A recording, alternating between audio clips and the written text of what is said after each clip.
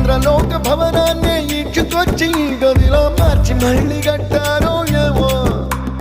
మాయజాలము తెలుసు మంత్రగారడి తెలుసు రెంటి కన్న ఇది ఇంకోటేమో నీలాకాశం నేలాకొస్తే ఇట్టాగే ఉంటాదో ఏమో